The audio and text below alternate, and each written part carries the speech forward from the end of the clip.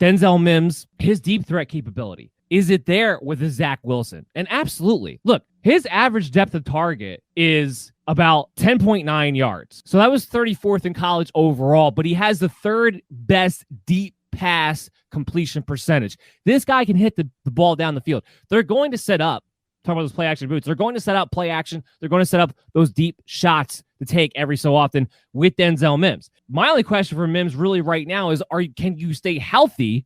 Wasn't able to do it last year. We go back into his college years. We put on injury rate. Right now, his injury rate is about 6-1. So for every about 6 games played, he misses a game, essentially. So we have him projected to miss 2 to 3 games this season as a result. But this is a guy who gets 15.5 yards per reception, not just last year, but in college as well. He carried it over in the NFL.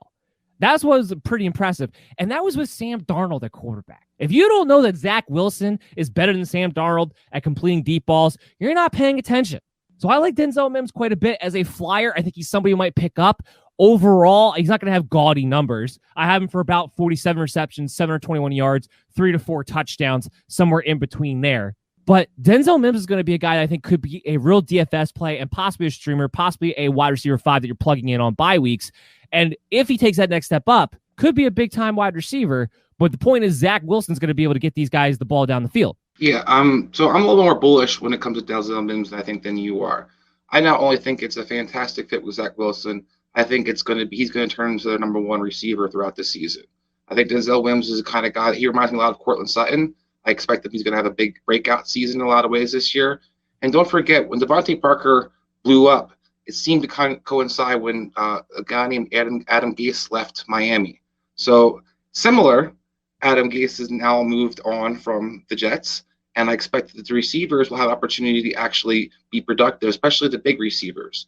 This guy can go up and go get it from all over the field. I think that's one of the things Zach Wilson did show. He has more of a willingness to push the ball down the field, and he's one to throw up the ball so these guys can go get it. A la like Ryan Fitzpatrick, and I think he's more accurate than Fitzpatrick, but I think he has that aggressive mentality. He's able to push the ball down the field. I don't see this guy as a captain check down. I think that's why the Jets drafted him. I think they look at a guy that they see is, has the ability to push down the ball down the field and will look for that big time target. I expect Denzel Mims to maybe reach around 900 yards. I think he's going to have 6 or 7 touchdowns. And like I said, I wouldn't be surprised by the end of the season if he's number 1 guy. A lot of people like Corey Davis and think he's the true number 1. I think you kind of remember how A.J. Brown took Corey Davis's number 1 away from him. I think Denzel Mims is going to do something very similar. I have Corey Davis as number 1 receiver for the Jets for next season. He's the only receiver that I have getting just over 100 targets, 64 receptions, 821 yards, and 4 touchdowns. Mostly because I think he's going to be the guy who gets targeted like he's not the same player, but like a Brandon Ayuk kind of in that system where he's going to get a lot of the intermediate play action, and he's going to be more of the safety blanket on the perimeter. Here's the thing about Denzel Mims. Because he was so banged up last year, because he didn't get much of an offseason, while I am also a big fan of the player, of the talent, there was no development in his wide receiver tree.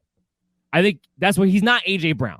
He doesn't come in and take away those targets because he is right now has to be considered more of a deep field threat than a guy who's actually going to be featured, I believe, in this offense. And I believe by the end of the season, if Elijah Moore comes in, he would possibly even move Denzel Mims out as far as targets go, but keeping Denzel Mims in his down the field threat role. So I don't think there's any possibility Denzel Mims is number 1 targeted receiver this year.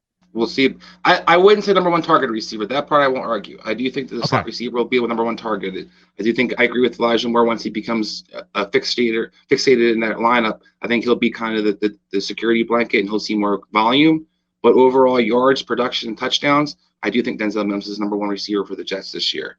And I'm pretty bullish about that, where I think that Denzel Mims is somebody that a lot of leagues seem not even drafting. I would definitely take a flyer on this guy, and I'm very, very excited about him. Like I said, I look at him a lot like Courtland Sutton. I heard a lot of doubts about Courtland Sutton's ability, and I feel like Denzel Mims is in a very similar opportunity. I heard Courtland Sutton couldn't run patterns. He came from the college that did the run and shoot offense, blah, blah, blah, blah. I think Mims has all the skills that you're looking for. And in the West Coast offense, I don't think he's a deep threat. I think we saw people like Julio Jones and traditionally the old, more West Coast receivers like Devontae Adams. Those kind of guys are actually featured a lot. I think Corey Davis is going to be a chain mover, but I wouldn't be surprised if he becomes more of a possession type of guy than actually the guy that they look for to feature.